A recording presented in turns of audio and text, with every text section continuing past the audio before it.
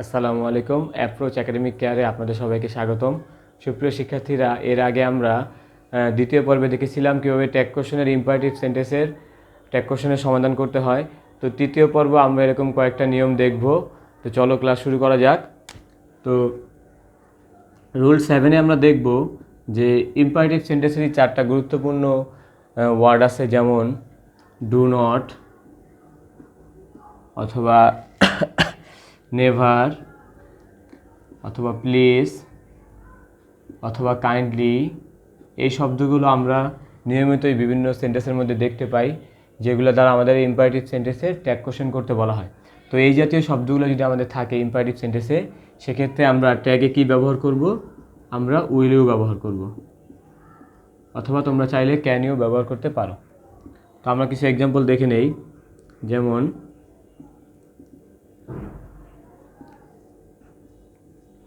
Do not believe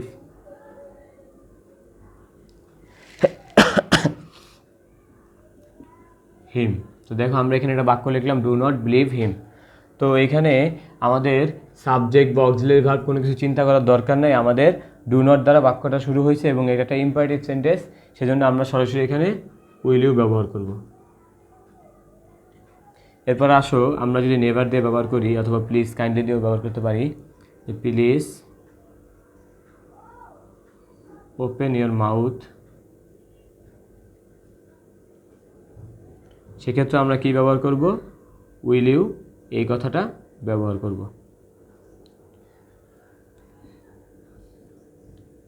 অথবা আমরা যদি নেভার ব্যবহার করি তাও করতে পারি চাইলে, যে নেভার টেল এ লাই, কখনো মিথ্যা বলো না। দেখো, এই ক্ষেত্রেও আমরা কি উইল ইউ ব্যবহার করব। ঠিক আছে, তাহলে দেখো এই শব্দগুলো ইম্পারেটিভ সেন্টেন্সের মধ্যে থাকলে তোমরা সেখানে শুধুমাত্র উইল ইউ দ্বারা ট্যাগ কোশ্চেনটি সহজেই সমাধান করতে পারো। এরপর দেখো, আমরা কিছু স্পেসিফিক রুল আছে যেগুলো শিখলে আমাদের আশা করি ট্যাগ কোশ্চেন করার ক্ষেত্রে কোনো সমস্যা ফেস করতে হবে না। যেমন কোনো সেন্টেন্সের মধ্যে যদি আল্লাহ, হেয়ার, দেয়ার, ইট, ওয়ান, এক্সেট্রা এই জাতীয় যদি কোনো শব্দ থাকে, তাহলে আমরা কি করব? ট্যাগ করার ক্ষেত্রে আমরা সেখানে এইটা যে সাবজেক্ট আছে এইটাকেই আমরা সাবজেক্ট হিসাবে ব্যবহার করব। আমাদের এইখানে আর কোনো আলাদাভাবে প্রোনাউন ব্যবহার করতে হবে না। তাহলে সাবজেক্ট সেম, এখানে আমরা লিখে নেব সাবজেক্ট সেম থাকবে, অর্থাৎ সাবজেক্টের কোনো পরিবর্তন হবে না। যেমন হেয়ার ইজ এ পেন্সিল। তো এই হেয়ার ইজ এ পেন্সিল মানে এখানে একটি পেন্সিল আছে। এক্ষেত্রে আমরা ট্যাগ করব কি?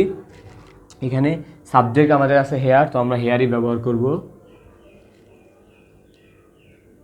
তো প্রথমে আমরা অক্সিলারি ভার্ব আনলাম ইজ নট, তারপর আমরা সাবজেক্টটাকেই বসিয়ে দেবো এখানে, এই যে ইজেন্ট হেয়ার আমাদের হয়ে গেল। একইভাবে যদি আমি অন্য একটা এক্সাম্পল করতে যাই, যে দেয়ার ওয়াজ এ বিগ প্রবলেম। তো তোমরা দেখতে পাচ্ছ এই ক্ষেত্রেও আমরা কি করলাম, যে দেয়ার শব্দটা আমরা ব্যবহার করলাম। তো যখন আমরা এটা ট্যাগ করতে যাব, তখন আমাদের ট্যাগের মধ্যে এইখানে যে সাবজেক্ট আছে ঠিক ওই সেম সাবজেক্টে আমরা এখানে বসাই দেবো। তাহলে আমরা প্রথমে অক্সিলারি ভার্ব ছিল ওয়াজ, তাহলে ওয়াজ বসাবো, তারপর আমরা কন্ট্রাকশন নট বসিয়ে দেবো। এরপর আমাদের এখানে সাবজেক্ট আছে দেয়ার, তো আমরা এখানে দেয়ার বসিয়ে দেবো। দেখলে এটা একটা স্পেসিফিক রুলস, এই রুলসটা সবাই মনে রাখবা, তাহলে এই ধরনের রুলস আসলে পরীক্ষা সহজেই লিখতে পারবা। আচ্ছা, এরপরে আসো আমরা রুল 9-এ দেখি আরও কিছু জিনিস আমরা আজকে শিখবো এই ক্লাসে।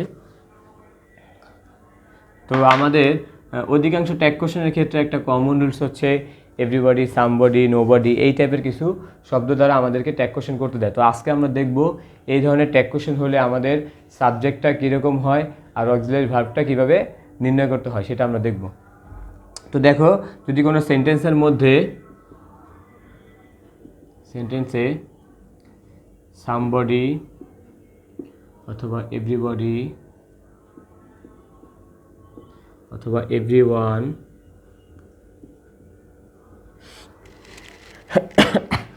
অথবা নোবডি এই টাইপের যদি কোনো শব্দগুলো আমাদের থাকে, তাহলে আমরা সাবজেক্ট হিসেবে সবসময় দেই ব্যবহার করব।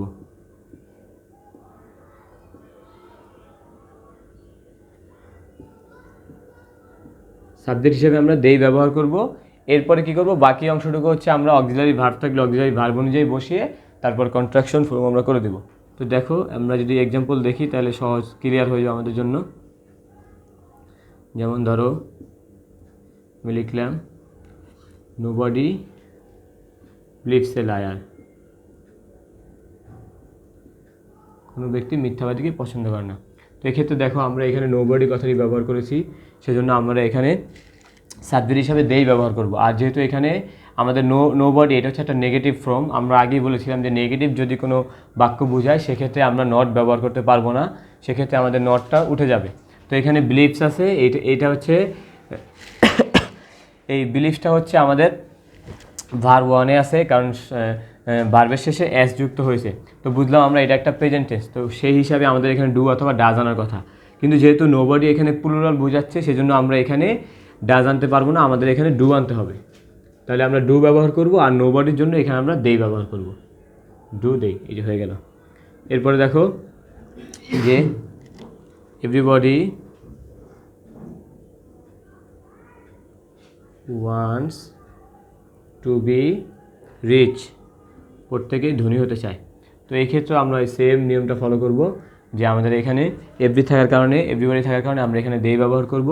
আর সাবজেক্টটা দেখো ওয়ান্টস লেখা আছে, তো বুঝলাম এটা একটা প্রেজেন্ট টেন্সে আছে, সেই হিসাবে আমরা এখানেও ডু ব্যবহার করব। কিন্তু এখানে একটা কথা আছে, এখানে কিন্তু আমাদের এটা নেগেটিভ না, কারণ এখানে কোনো নাবোধক কোনো শব্দ নেই, সেজন্য এখানে আমাদের একটা কন্ট্রাকশন অ্যান্টি বসিয়ে দিব।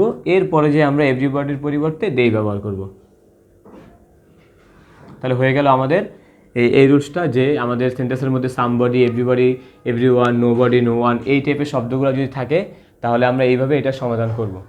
আর আমরা পরীক্ষায় দেখতে পাই এই ধরনের শব্দগুলো ইদানিং একটু বেশি আসে, তো তোমরা এটা খেয়াল করবে ভালো মতো। তো আজকের পর্ব এখানেই শেষ, আমরা পরবর্তী পর্বে এর পরবর্তী গুরুত্বপূর্ণ রুলগুলো নিয়ে আলোচনা করব।